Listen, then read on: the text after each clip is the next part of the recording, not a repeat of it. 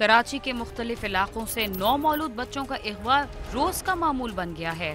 मुख्तलिफ अस्पतालों से नौमौलूद बच्चों और कमसिन बच्चियों को किन वजूहात की बिना पर अगवा किया जाता है और इन बच्चों के साथ क्या क्या किया जाता है, आइए जानते हैं।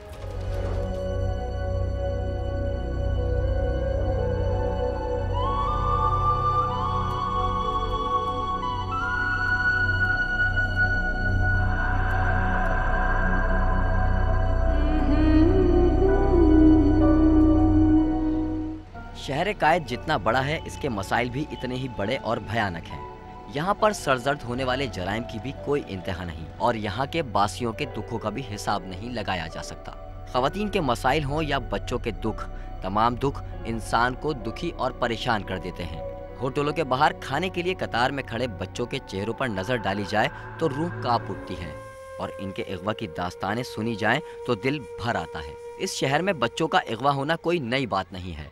एक अंदाजे के मुताबिक कराची के मुख्तलिफ इलाकों से यौमिया 10 से ज़ायद बच्चे या तो घरों के बाहर से या फिर मार्केटों और पिकनिक पॉइंट से अगवा कर लिए जाते हैं। पुलिस के आला अफसरान भी इस बात को रद्द नहीं करते कि शहर में नौमौलूद और कम उम्र बच्चों को अगवा करने वाला गिरोह एक अरसे से सरगर्म है और सिर्फ एक माह के दौरान शहर के मुख्तलिफ इलाकों में निजी और सरकारी अस्पतालों से 4 नौमौलूद बच्चों को अगवा किया गया। बच्चों के अगवा की ये तादाद तो वो है जो पुलिस ने रिपोर्ट की है, लेकिन शहर कायद के मुतादिद थानों में बच्चों के अगवा की रिपोर्ट दर्ज ही नहीं की जाती, बल्कि बच्चों के वर्सा से एक दरख्वास्त वसूल करके इसे एक फाइल की नज़र कर दिया जाता है।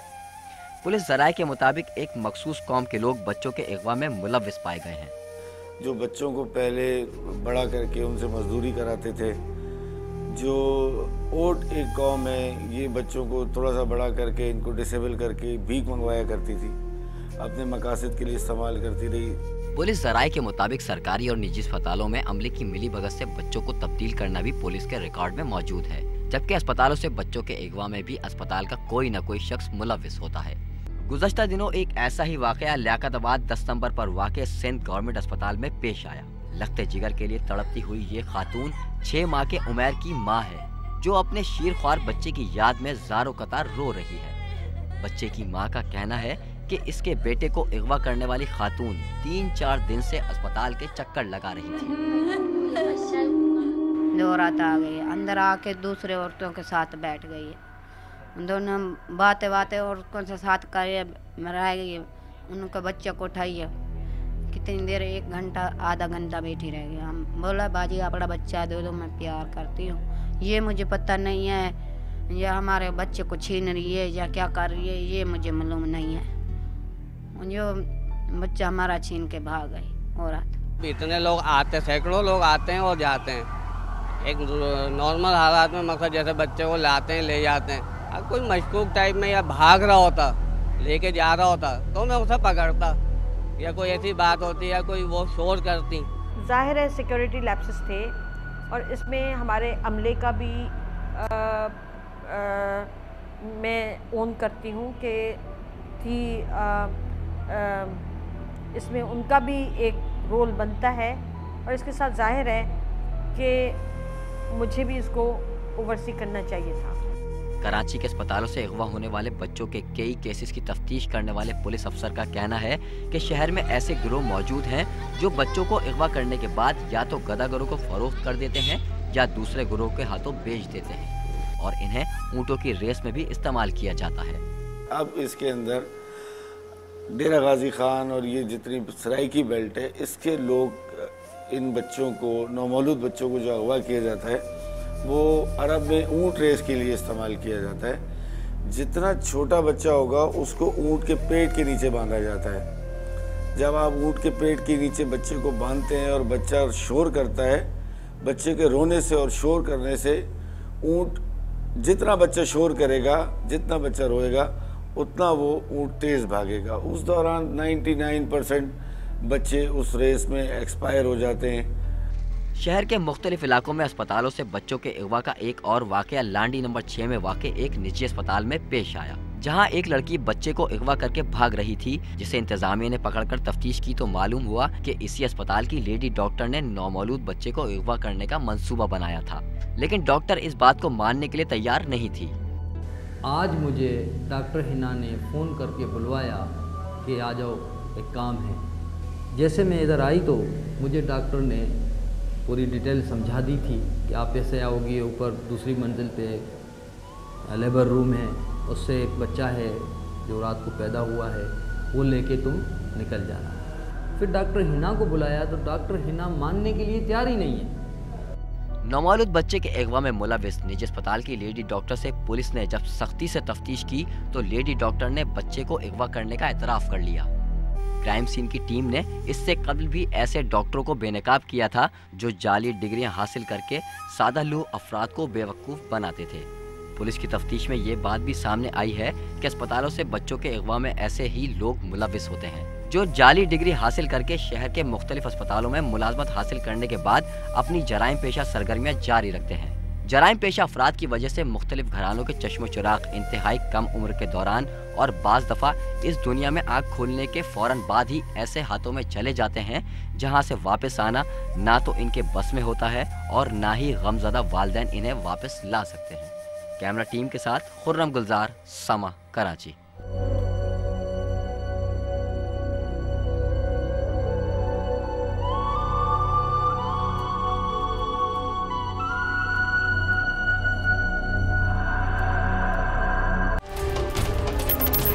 मुरीदके में भत्ता ना देने पर मुल्जिमान ने 4 बेटियों के बाप को उसके घर वालों के सामने फायरिंग करके मौत के घाट उतार दिया।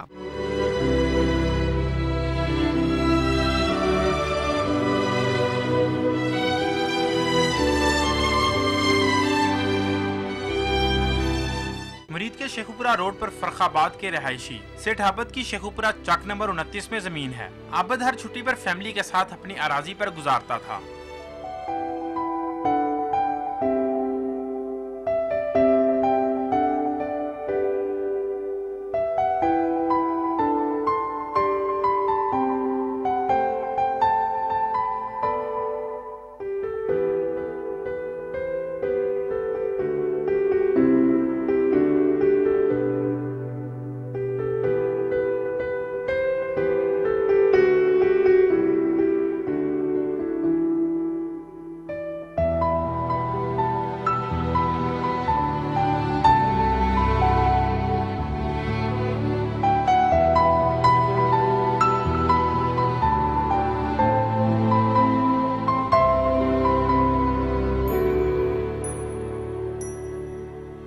भाई यहाँ का तो मंजर ही कुछ और है। दादी को भी ले आते तो कितना खुश होती। वो यहाँ से ही तो गई है। चले अब घर चलते हैं, जाते जाते रात हो जाएगी। जबकि उसी इलाके में मौजूद अंसर, इमरान और कैसर इससे भत्ते का मुतालबा करते थे, जिस पर उनका आपस में कई दफा झगड़ा भी हुआ।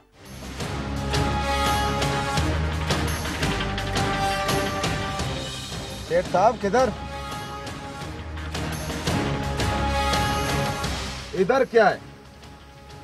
इधर सेठ साहब की ज़मीन है, लंबे मुरब्बे फसलें देखने जा रहे हैं।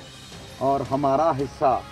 ये क्या फसलों से परिंदे चुगा लेंगे और हम भूखे मरेंगे? ये कैसा इंसाफ है? क्या हमारा हक नहीं है? कुछ तो होगा। लगता है तुम लोग ऐसे बाज नहीं आओगे। रिपोर्ट कर दी तो कोई जमानत देने भी नहीं आएगा। जमानत? इस तरह था ना। जमीन मेरी, मेहनत मेरी, तुम्हें किस चीज़ का भत्ता दूं? भत्ता नहीं सेठ साहब, टैक्स।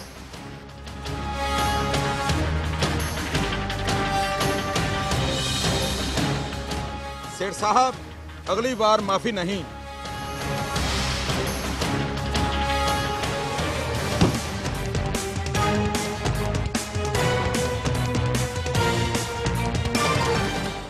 एक दिन आबिद अपनी पूरी फैमिली के साथ अपनी जमीन पर मौजूद था कि अंसर, इमरान और कैसर वहां पर आ गए और दोबारा भत्ते का मुतालबा करने लगे, जिस पर उनकी आपस में तल्ख कलामी हो गई। सेठ साहब बहुत जल्दी में हो, अमानत थी तुम्हारी तरफ थोड़ी सी।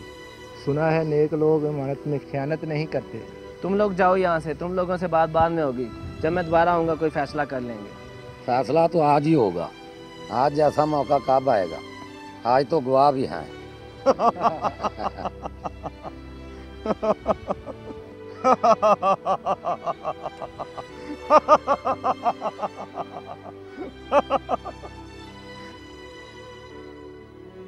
थोड़ी देर बाद अंसर अपने मजीद 3 नामालूम साथियों को वहां पर ले आया, जिनके आते ही तमाम अफराद ने आबिद पर अंधाधुंध फायरिंग कर दी, जिससे वो मौका पर ही हलाक हो गया।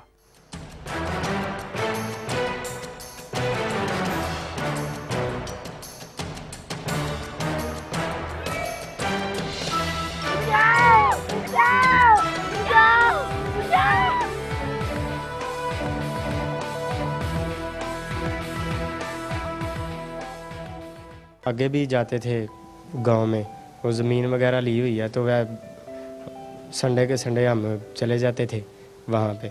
तो उन्होंने आन के अंधाधुंध फायरिंग कर दी। वो 3 भाई थे, तीनों के साथ लड़के थे, और उन्होंने क्लैश ने 44 वगैरह ऐसे पकड़े हुए थे।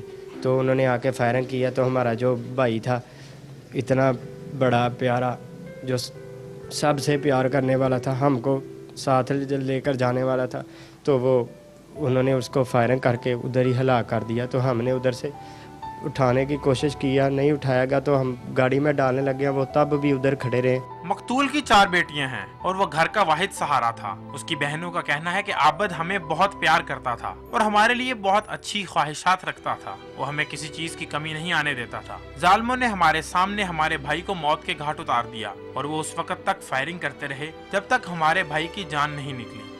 उनके शादी पे बहुत ऐसी ख्वाहिश थी कि मैं सबसे अच्छा हूँ और सबसे बड़ा था। वो बड़े से छोटा था, सारा घर उसके सर पे था और सारा कुछ उसके सर पे था।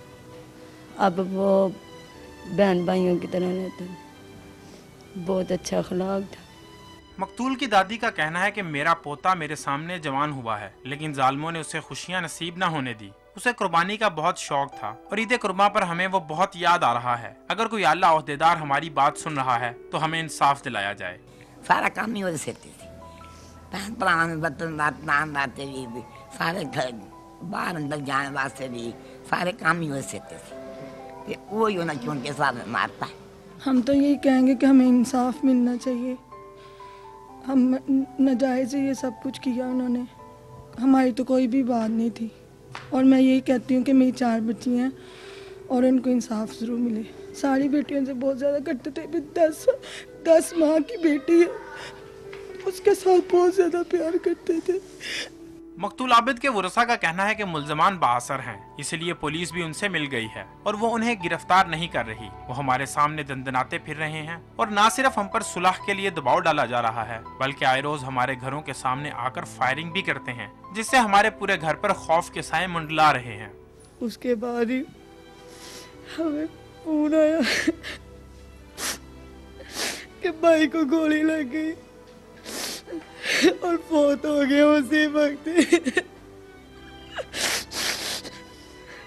मैंने फोन सुना था,